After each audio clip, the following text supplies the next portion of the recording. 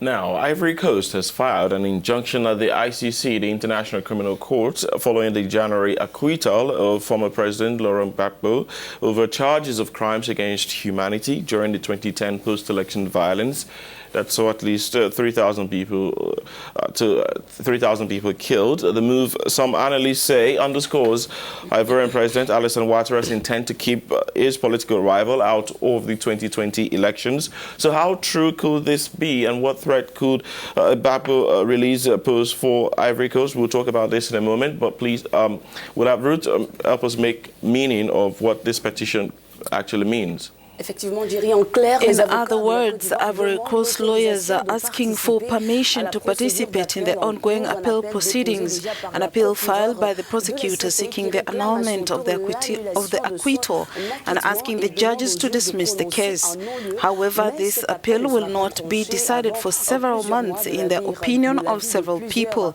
Meanwhile, Fatou Bensouda opposes any lifting of the conditions imposed on Laurent Gbagbo, an opinion held by the Ivorian State's lawyers as well. This is not the first time that they have intervened in the proceedings, but they have always been rejected. The question remains as to whether this last request will be taken into account by the judges of the appeals chambers. Well, with us now is Assel Adou, General Secretary of the Ivorian Patriotic Front, which is very much known as the FPI, the party of the former Ivorian leader.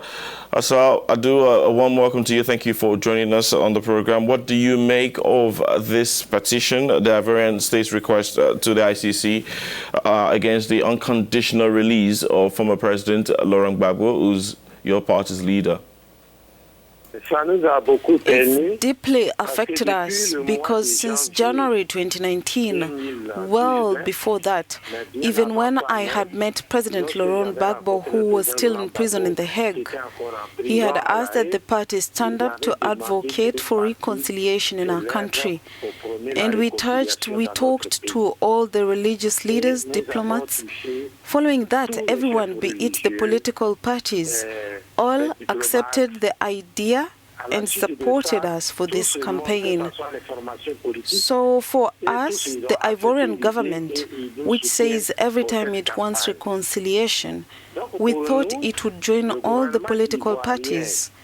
But on the contrary, it refuses to allow President Gbagbo to come here when he has been acquitted, as well as Minister Charles Blegod.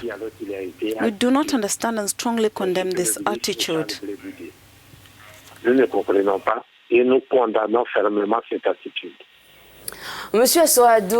Ivorian government is a little clearer on its position. Laurent Gbagbo is not welcome in Côte d'Ivoire. What does your party, the FPI, intend to do? The FPI will continue its campaign because for us today we must save Côte d'Ivoire. Côte d'Ivoire must no longer fall back into armed conflict. We must save this country, which has great potential, which is on the way to development, and which the reign of Mr. Ouattara has just plunged us into poverty and hardship. He talks about emergence, but we are talking about being plunged into poverty. So the FPI will continue. Today, the PDCI RDA agrees with us, and many political parties agree with us. Mr. Soro Golema's supporters agree with us. So we continue so that the majority of Ivorians impose on the government the path to reconciliation and peace in our country. Now, when the ICC Prosecutor General appealed against the release of Laurent Gbagbo, the FBI suspected that the Ivorian government could have pulled the strings. Now, this petition surely must confirm your suspicions, does it? Yes, of course, we complained about it during our press conference. The mask has fallen. We can now see the hand of the Ivorian government in this case. They do not want to see Gbagbo Laurent in Côte d'Ivoire. They do not want to face him politically. They wanted to teach. They could not kill him. They put him outside and they want him to stay there. So we can see their hand. Now there are no more hypotheses. It is the truth that just came to light. Are you willing to discuss with the government for Laurent Gbagbo's return to Côte d'Ivoire? Yes, we are still reaching out because you see the country is currently in turbulence. In the north, we have Mali, which is totally destabilized, and Burkina Faso, the same thing. Their populations are fleeing. Côte d'Ivoire has even become the country that welcomes as many of these brothers and sisters who come from these countries. We must not plunge this small territory into turbulence and insecurity. So it is an imperative duty for the Ivorians, but also for all West Africans, that Côte d'Ivoire remains a country at peace, a country of stability.